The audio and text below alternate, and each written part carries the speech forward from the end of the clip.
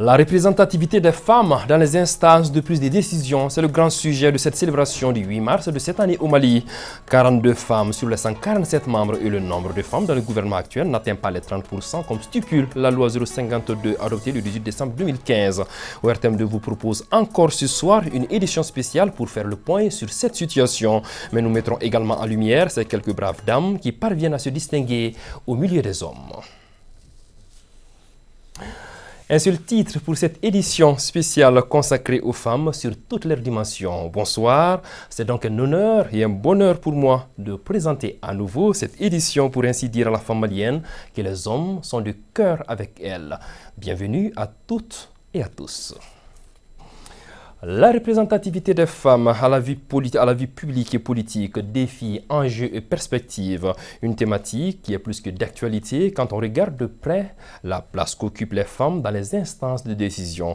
À ce jour, toutes les institutions du Mali sont présidées par les hommes. Au niveau du Conseil national de la transition, on dénombre 42 femmes sur les 147 membres. Le nombre de femmes dans le gouvernement actuel n'atteint pas les 30%, comme stipule la loi 052 adoptée le 18 décembre 2015. Dans cette mouvance de célébration du 8 mars, la rédaction de ORTM2 fait un zoom sur l'application de cette loi 052. C'est un dossier signé Mamoudou Dante.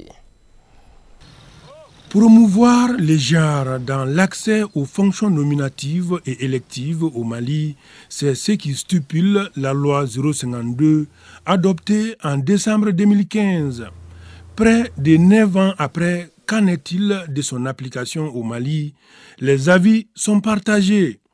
Le nombre de femmes dans les postes sélectifs, pour moi, c'est un peu peu. Si on peut ajouter d'autres femmes, la femme, c'est la vie même. Une femme peut mieux faire que les hommes quand on l'aide.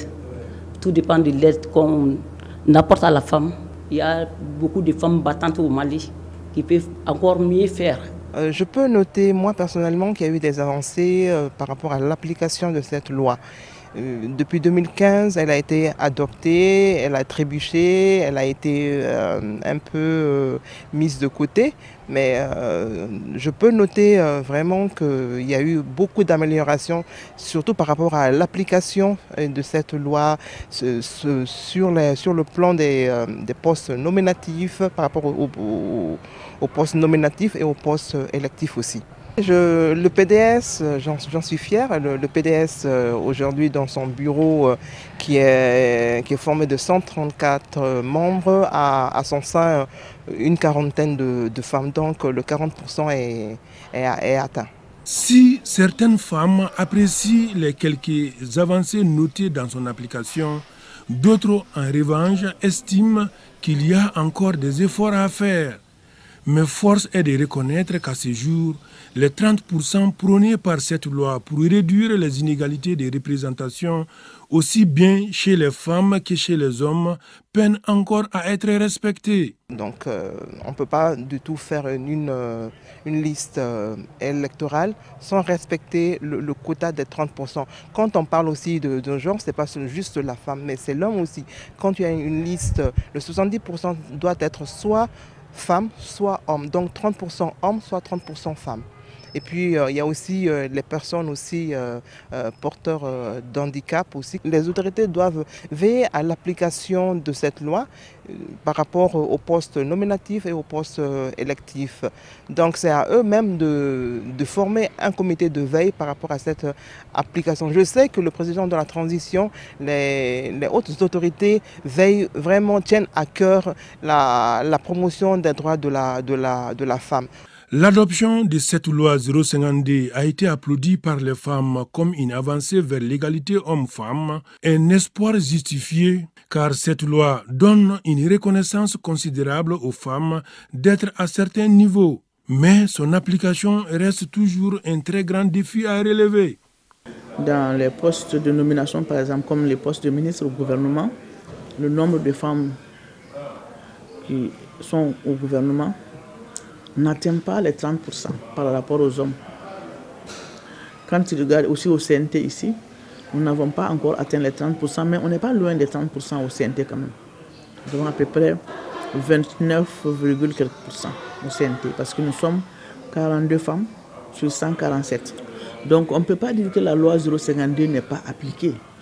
Seulement, elle est appliquée seulement, son application elle se heurte à certains obstacles.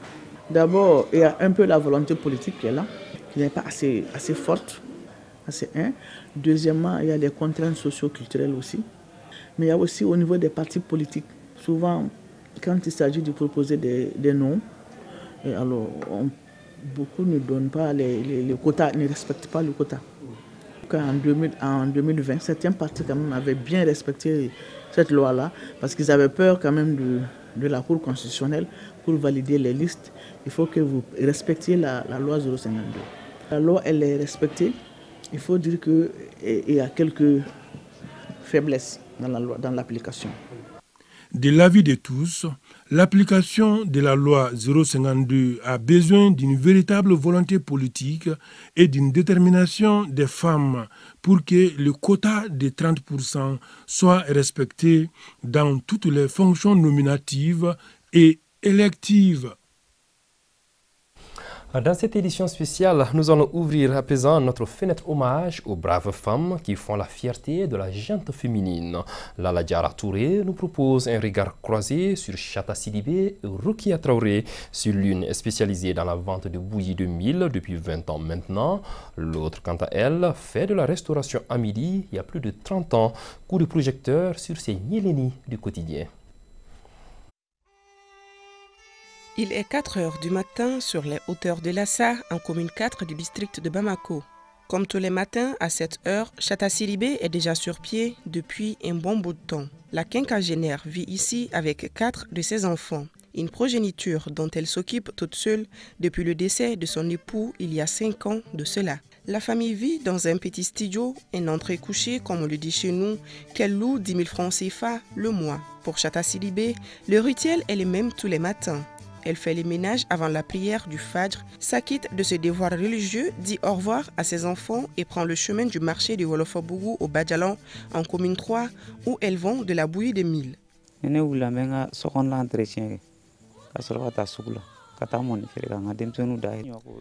Une fois debout, je fais d'abord l'entretien de ma maison. Ensuite, je vais au marché pour vendre la bouillie.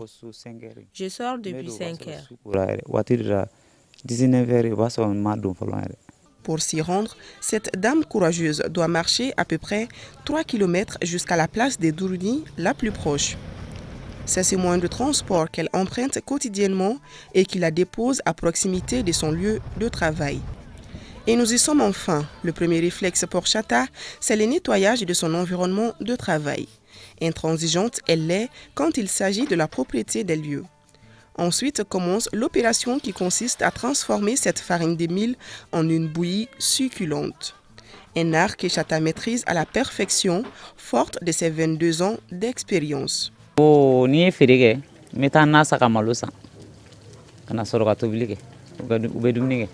Après la vente, j'achète les condiments pour préparer, pour que les enfants puissent manger.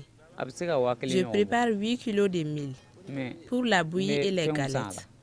Même quand les enfants tombent malades, je les soigne avec cet argent. Et le premier visiteur du jour, c'est M. Traoré. Il fournit de l'eau à notre vendeuse de bouillie pour laquelle il ne tarit pas d'éloges. Il est surtout impressionné par la bravoure et l'humilité de cette dame. Je connais Chata depuis les années 2000.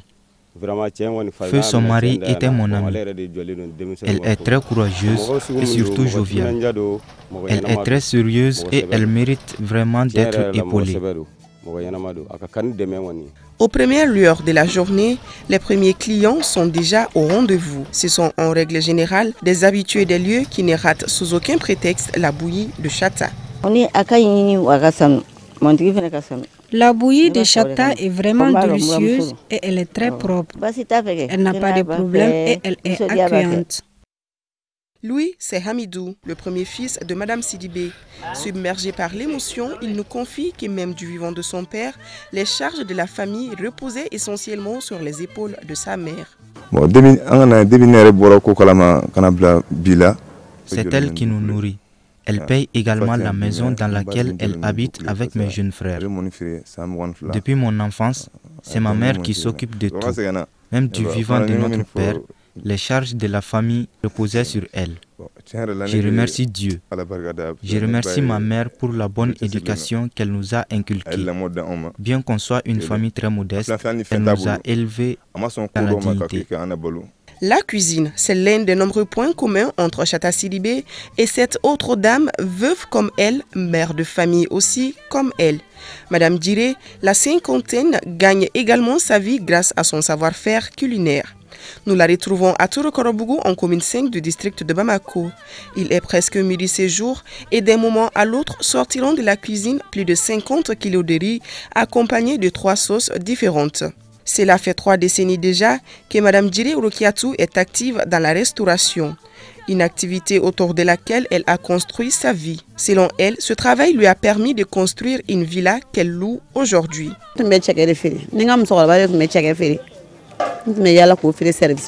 Depuis jeune fille, je vendais de la ticket avec ma mère.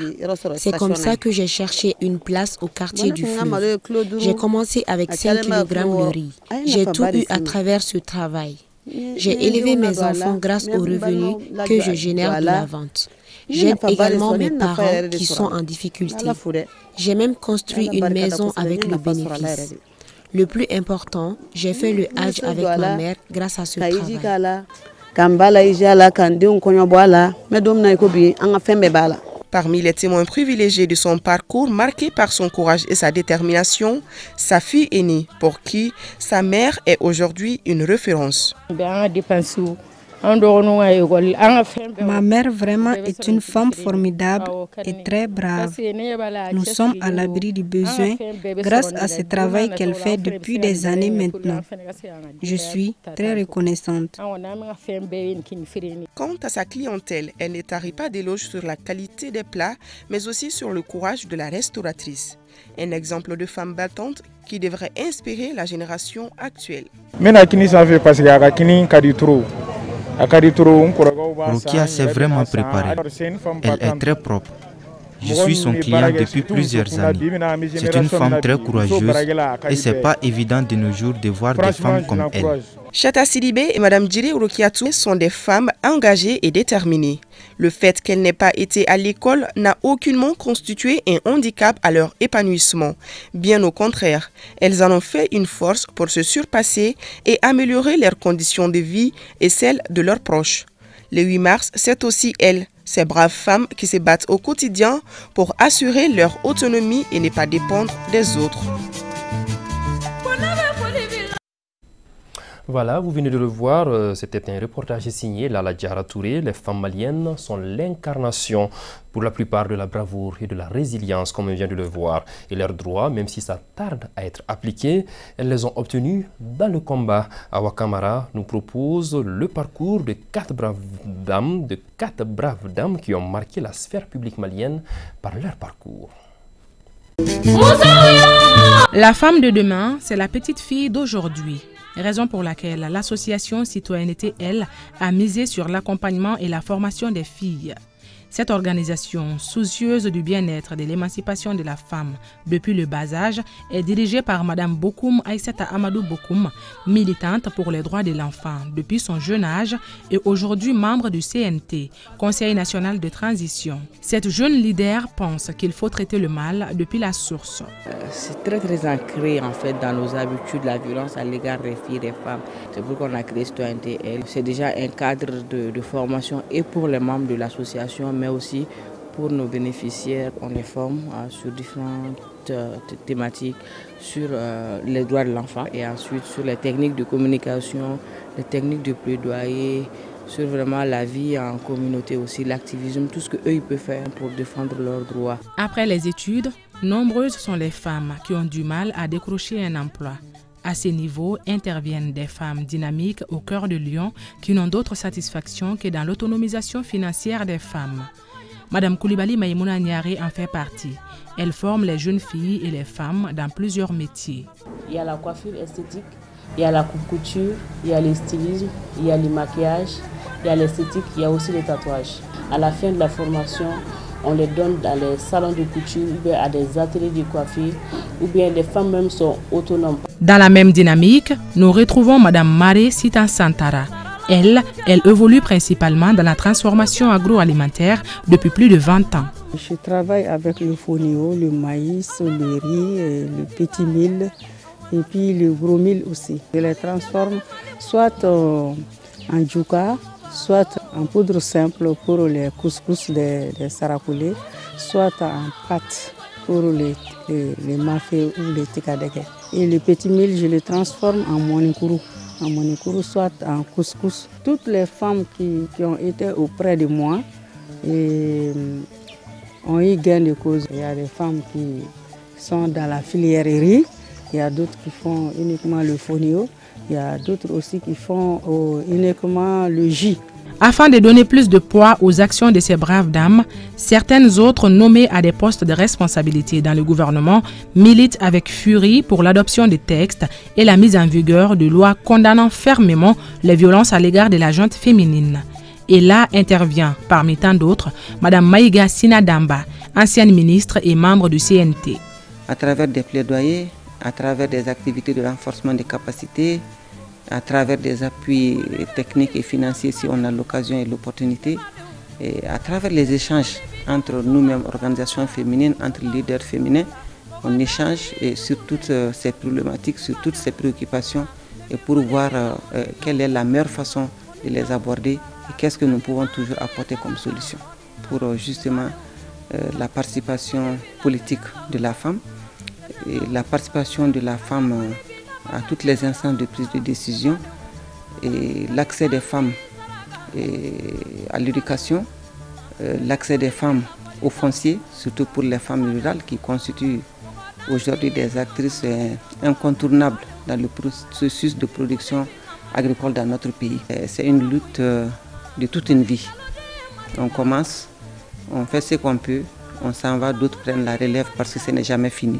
Comme résultat plausible de ce combat acharné, nos Amazones du jour se réjouissent notamment de l'augmentation du taux de scolarisation des filles, de la diminution du taux d'excision, de l'augmentation du nombre de femmes dans le gouvernement. La liste reste exhaustive. Cependant, elles estiment que de gros défis restent toujours à relever. Les femmes dirigeantes au Mali, on en compte au bout des doigts. Madame Djila Assitan Diallo, membre de la Fédération malienne de football, est aujourd'hui parmi les rares femmes dirigeantes dans le domaine du sport. Awa Kamisoko est allée à sa rencontre. Elle fait partie de l'une des femmes rares à être dirigeante sportive. Djila Assitan Diallo, c'est son nom. Elle est actuellement membre de la Fédération malienne de football. J'ai été dirigeante du stade malien de Bamako pendant plus de 20 ans. Je suis ancienne sportive, ancienne basketteuse, ancienne voleuse et puis j'ai fait le handball en même temps. Issue d'une famille sportive, Aïssata Diallo a pratiqué plusieurs disciplines. Je suis née dans un quartier de sportifs qui est le quartier de Medinakoura, là où il y a le stade Omnisport. Donc tout le monde est censé savoir que les enfants de Medinakoura, de la commune 2 en général, sont tous des sportifs. On peut dire qu'on est né sportif. Parce que obligatoirement, tu vas faire l'un des sports. Parce que le stade Omnisport, c'était notre aire de jeu. Donc là, soit tu fais le basket, soit tu fais le football, soit tu fais le handball. Bon, là, c'est comme ça que je suis arrivée dans le sport, parce que je suis née dans le sport. Pour être une bonne dirigeante et être respectée par tout le monde, Madame Djila a sa recette, la patience.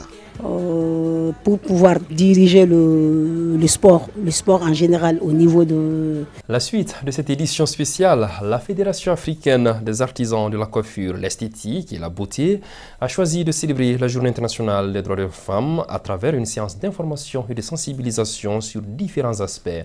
En premier lieu, une présentation sur les sachets plastiques, les dangers liés à l'usage unique et les conséquences sur l'environnement, sur la santé et les conditions de travail des professionnels du secteur. Dara Traoré. La prolifération des sachets non biodégradables constitue une véritable menace à l'environnement. Pour lutter contre le phénomène, le rôle des femmes s'avère déterminant, ce qui justifie cette rencontre de sensibilisation de la cible en vue d'une prise de conscience. Un exercice pédagogique à l'actif de la Fédération africaine des artisans de la coiffure, initiative qui se situe dans le cadre de la célébration du 8 mars, Journée internationale de la femme. Le 8 mars, ça c'est commémoratif. Le 8 mars doit être fêté. Le 8 mars n'est pas fait pour qu'on reste ici, qu'on reste à la maison, qu'on ne travaille pas. On ne doit rien faire pour nuire la femme, nuire l'environnement. Pour faire de cette rencontre une réussite, les membres de la fédération ont mis à contribution une ingénieure en santé environnementale. Tout ce qu'on veut faire, si on implique la femme, on a de bons résultats. Il est dit que quand on éduque la femme, on éduque le monde entier. Donc passer cette sensibilisation, ce message à travers les femmes, je pense que c'est eux qui utilisent beaucoup plus les plastiques. En perspective, la Fédération africaine des artisans de la coiffure, l'esthétique et la beauté se propose d'initier des sessions de formation au bénéfice des jeunes passionnés de ce domaine d'activité. Voilà, nous tenons à présenter toutes nos excuses pour la qualité de ces images. Le SINACOM, le syndicat de l'Union nationale des travailleurs du Mali, a marqué les festivités du 8 mars par une journée de salubrité à l'espace vert du monument de l'indépendance. Idrissa Bakoyoko y était pour RTM2. Les membres du SINIBACOM, syndicat de l'Union nationale des travailleurs du Mali, se sont rassemblés pour cette journée de salubrité, et cela dans le cadre de la commémoration de la Journée internationale de la femme. Les travailleurs revêtus de gilets, équipés de sacs poubelles, des masques et des balais pour une opération de nettoyage méticuleuse. On est sorti aujourd'hui pour magnifier ce jour, pour remercier nos femmes, pour remercier nos mamans par rapport aux efforts qu'elles fournissent au niveau des foyers, au niveau de l'administration, même au niveau de l'armée. Ce lieu spécialement, tout simplement parce que c'est un lieu, après le mariage, ils se retrouvent ici pour fêter, faire des séances de photos. Alors, partout où il y a la masse, il y a beaucoup de sachets qui traînent par-ci, par-là. Et donc, on est là aujourd'hui pour nettoyer le lieu et vraiment pour que ça soit un lieu commode. La représentante du parrain a exprimé sa fierté quant à la participation massive des travailleurs, soulignant que cette initiative allait au-delà de la simple célébration du 8 mars. À cette journée du 8 mars, la salubrité même c'est la femme. Quand on dit salubrité, c'est la femme. Donc célébrer le 8 mars sans faire de salubrité, c'est comme si on a fait une partie et puis on a laissé l'autre partie. Donc... En fin de journée, cet espace vert rayonnait d'une nouvelle vitalité et reflétant la détermination des SINIBACOM. L'Ordre des femmes notaires du Mali a généreusement offert au centre Djigui Abon des kits alimentaires. Ce centre est dédié, il faut le préciser, à l'accueil des jeunes filles orphelines. Plus de détails avec Awa Sidibé et Mamadou Koulibaly. Des sacs de riz, des bidons d'huile, du sucre, des pâtes, des cartons de savon et bien d'autres articles composent le don offert par l'Ordre des femmes notaires du Mali aux jeunes filles du centre Djigui Abon. Cette initiative s'inscrit dans le cadre de la célébration de la Journée internationale des femmes le 8 mars. Il vise à apporter un soutien précieux aux adolescentes et aux enfants du centre. C'est un centre qui est dirigé par une dame qui s'appelle Madame Sidibé Mariam. Depuis plusieurs années maintenant, elle prend des enfants au niveau de la pouponnière, elle les ramène ici, elle les encadre, elle les éduque, elle les aide à commencer la vie active.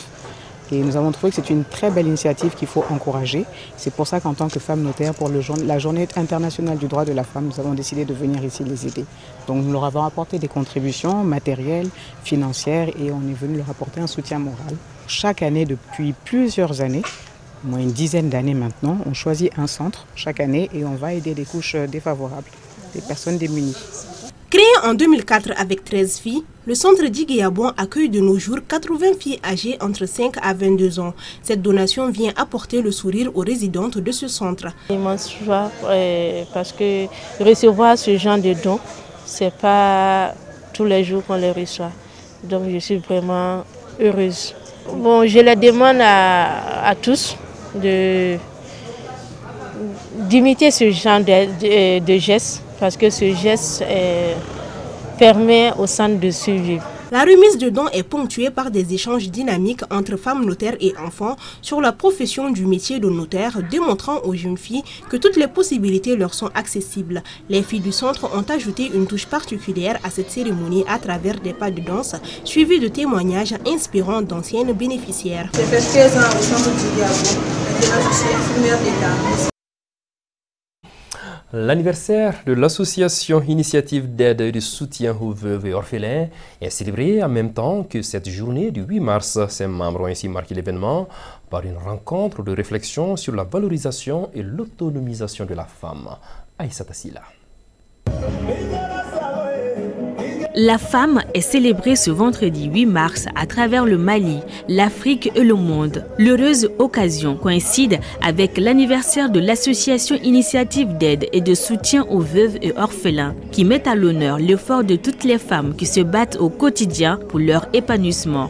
Nous, on est une association qui a été créée le 8 mars 2023. C'est pour aider les veuves et les orphelins. Les orphelins, on les encadre. On les forme en anglais, en français, en mathématiques. Et on les apprend aussi le dîn, la religion. Maintenant, les veuves, on les apprend au métier pour les aider à s'épanouir au quotidien. Ce jour est vraiment spécial. Le 8 mars, c'est la journée internationale de la femme. Et c'est ce qui m'a même poussée à ouvrir cette association. C'est une femme qui est magnifiée à travers un 8 mars. Ça ne fait qu'honorer encore les femmes du Mali et les femmes du monde en entier. Parce que l'initiative, elle a commencé il y a juste 1 an. Ça fait l'anniversaire. C'est une coïncidence, mais une belle coïncidence pour montrer aux gens combien les femmes maliennes aussi se battent pour que la femme ait sa partition dans l'édification de notre chère patrie qui est le Mali. L'initiative est vivement saluée par la population. Marsan est là à féliciter. Elle a pris l'exemple sur elle-même. Elle a été veuve. Je ne peux qu'elle a souhaité bon vent. Je dirais même s'il y a d'autres personnes qui peuvent prendre l'exemple sur elles-mêmes, ça serait une bonne initiative. Puisque aider les femmes, et surtout aujourd'hui c'est la journée des femmes. C'est la mère de l'humanité. Donc, étant femme, j'invite tout un chacun à prendre l'exemple sur elle. Et aider une femme, c'est aider toute une famille, toute une nation. Les organisatrices profitent de l'événement pour lancer la formation en savonnerie afin de promouvoir l'autonomisation des femmes. Après avoir marqué la première semaine du mois de mars avec plusieurs activités, l'association des femmes unies de Kati a organisé une soirée de balafon pour rappeler aux habitants de la localité l'importance de l'union. Awa Kamara. Grande effervescence autour du balafon sur le grand terrain de Kati Heremakono en guise de commémoration du 8 mars. Le bal est offert par l'association Les Femmes Unies de Kati en partenariat avec tous les groupements de femmes de la commune. À travers ce moment de réjouissance, les Femmes Unies souhaitent rappeler aux habitants de la localité la primauté de l'union et de la paix. À toutes les femmes de Kati de s'organiser et de nous donner la main, de marcher main dans la main, afin de pouvoir s'entraider, de pouvoir aider nos maris, de pouvoir aider nos enfants, de pouvoir aider cette transition. Le travail bien fait étant les mots d'ordre des Femmes Unies, le parrainage de cette activité est octroyé à 2 personnalités très actives de Kati. Je me sens honorée et mes efforts sont reconnus aujourd'hui à travers ce titre de marraine. Je travaille d'arrache-pied depuis 20 ans dans le domaine de l'entrepreneuriat. Je remercie les Femmes Unies et toute la communauté de Kati. Les Femmes Unies sont en train d'impacter beaucoup dans le cercle de Kati par rapport à leur implication dans beaucoup des activités. Avant, On voyait les femmes beaucoup divisées. Aujourd'hui, avec la présence des femmes unies, les regroupements sont ensemble. Il y a beaucoup d'aides aussi, d'épanouissement pour rassembler les femmes. Plus tôt dans la journée, l'association a animé une conférence débat sur le rôle de la femme dans la paix et la réconciliation nationale. Elle clôture ainsi ses activités du 8 mars en beauté.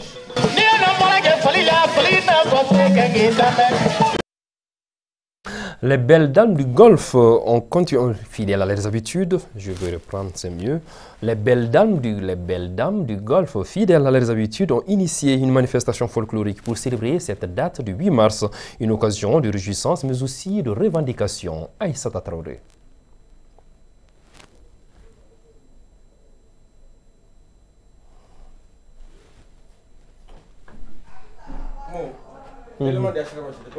Les balais et brouillettes étaient de sortie ce samedi matin à Faladié Sokoro. Les membres de l'association Moussoya Dambé ont décidé de célébrer le 8 mars, journée internationale des femmes, à travers une journée de salubrité et une soirée de balani traditionnelle.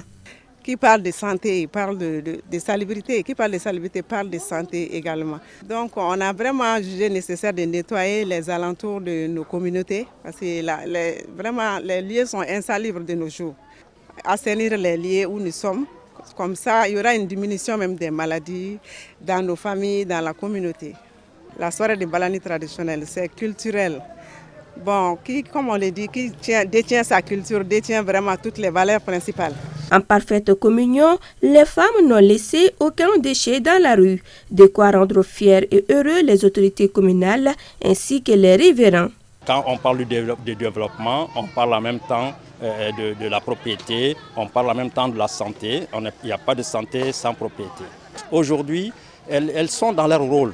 Mais en même temps, c'est le rôle effectivement du comité de développement. Donc franchement, je les encourage à multiplier ce genre d'activités. L'association qui existe depuis 2019 compte mener d'autres projets, notamment dans le sens de l'autonomisation.